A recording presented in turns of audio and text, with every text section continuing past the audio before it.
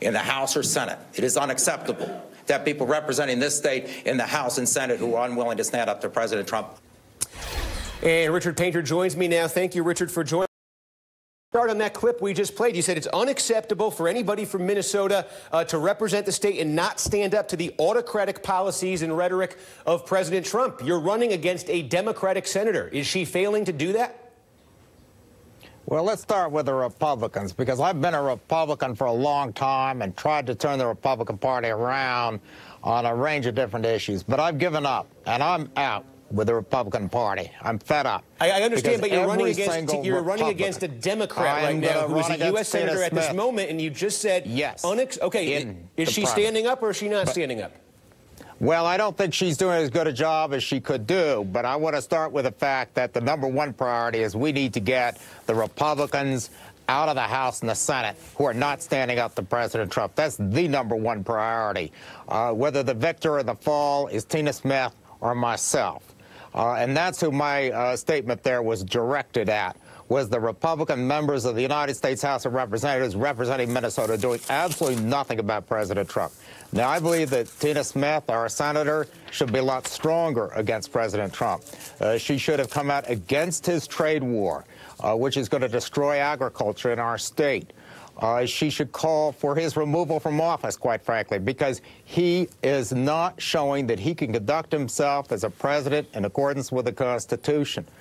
Furthermore, we have serious problems in the state of Minnesota where out-of-state mining interests are coming into our state, large conglomerates, with the support of the Trump administration, seeking to destroy our boundary waters and other waterways in the state of Minnesota. Our establishment, Democratic, farm labor, senators and members of Congress, most of them are not standing up to that.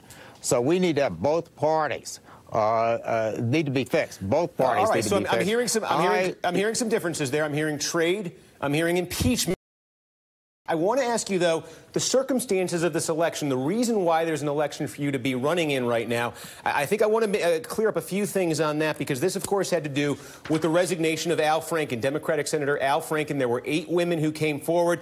They alleged groping. They alleged unwanted advances. They alleged conduct that they thought was far too aggressive. He resigned. There's now a special election. When this was going on, you put a couple of tweets out I want to ask you about. Let me show them on the screen here. One, you said, how much of this was for real, and how much a setup job on trumped-up allegations?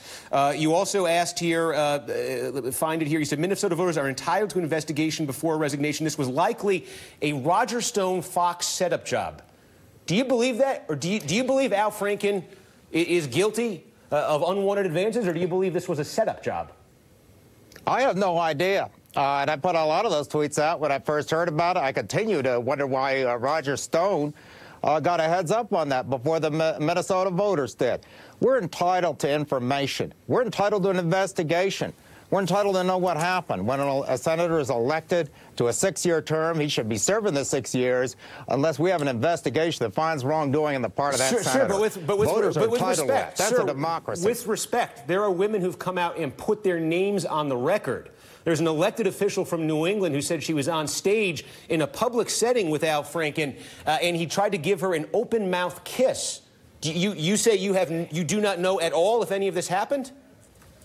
I don't know the facts. There's supposed to be an ethics investigation. We should have investigations of such conduct. That type of conduct is unacceptable for a United States senator or anyone else. But we should find out the facts, not just have a resignation. We should find out the facts. And if we'd found out the facts, we might have found out worse facts with respect to Senator Franken. We might have found out a different story. We might have found out why Roger Stone, who's an associate of President Trump and also worked for President Nixon, why he was tweeting about that before anybody else did. We need to know the facts. And that's the problem with the House and the Senate, is they don't investigate things. They don't find out facts. They've been ignoring facts with respect to the Trump administration and everything else. I guess where I'm struggling here is, again, there are 8 accusations here with respect to Al Franken. And again, some of these are people putting their names on the record. And I think back to that instance down in Alabama with Roy Moore. There wasn't ever an ethics committee investigation of Roy Moore. He never got to the U.S. Senate. But folks had no trouble looking at those accusations on the record and making a judgment. You're looking at 8 accusations. Absolutely right. Okay, you're looking right. at 8 accusations against Al Franken. You're saying you don't know if any of this happened? I said voters make those decisions. They made the decision in Alabama. The voters made that decision because that's the decision they're entitled to. Once the voters have made a decision and elected someone to the Senate, then there should be an investigation. If there is alleged wrongdoing, there should be an investigation about any senator who's accused of sexual harassment, sexual assault, campaign improprieties, bribery, and the rest of it. We need aggressive investigation of wrongdoing in the House and Senate, and we're not getting that. But do you believe the women who came forward and made these accusations against Al Franken? Some of them are Democrats. I don't know the facts here. That's why we were entitled to find that out. But, you know, this election is not about Al Franken. He left office, we though. can keep talking about Al Franken, but this is not about him. This is about Donald Trump and his abuse of power.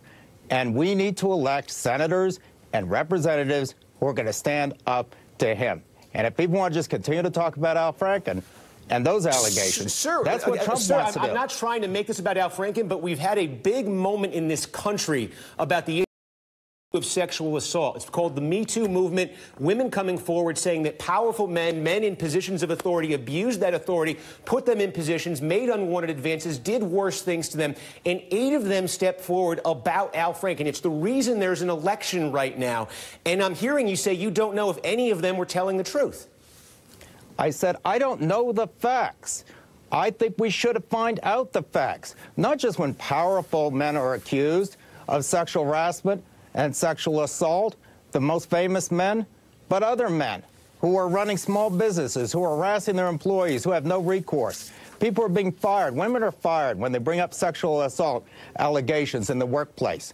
Very little recourse under the law. We need to fix the law so all women feel they can come forward safely and report sexual harassment and sexual assault. It is a serious issue. And rather than focus just on the Al Franken accusations, we ought to focus on the thousands, tens of thousands of women who are subjected to this type of behavior in the workforce, and the law is not adequately dealing with it. But I guess I'm just curious. What would you, I mean, again, there are women who came out and they put their names on these accusations, and Al Franken left before there was any kind of a Senate Ethics Committee investigation, but it's not enough for you to say, I believe these women? I am not going to opine on the facts of the Al Franken case. That was the job of the Senate Ethics Committee. But isn't it your job as a leader to make a judgment when 8 women come forward to say, okay, I believe them? If I were on the Senate Ethics Committee, it would be my job. That was their job. It's not my job to run around saying who I believe with respect to the accusations made against Al Franken. This election is not about Al Franken. And if you want to turn it into that, or Donald Trump does, that's exactly what the far right wants to do in this country. We need to fix the system. We need investigations of wrongdoing. We need to find out the facts, not just of resignations, not just accusations. We need to find out facts. So if a woman steps forward with an accusation, or if multiple women step forward with an accusation of sexual misconduct against a United States senator, you're unwilling to say whether you believe it or not unless it goes through the Senate Ethics Committee? I am willing to say there has to be an immediate investigation by the Senate Ethics Committee, because that type of behavior is unacceptable. And it is not for me to sit here and opine on the truth of what people are saying about a United States senator or what he said in response to that. That is the job of the Senate Ethics Committee. There should have been an investigation. It should have been a prompt investigation. The Americans were entitled to the facts. Minnesota voters were entitled to the facts. All right, Richard Painter, he's running for the U.S. Senate in Minnesota, we should say. Again, he is challenging Senator Tina Smith, an appointed incumbent. Her statement today, we'll quickly read this to you. Senator Smith is focused on working hard, being a strong advocate for the people of Minnesota. She looks forward to earning and asking Minnesotans for their support. Again, Richard Painter running now against Tina Smith. Hearing the 2 voices right there. Richard Painter, thank you for joining us. And we should note, we are inviting Senator Smith as well to appear with us here on the 2 p.m. hour. That invitation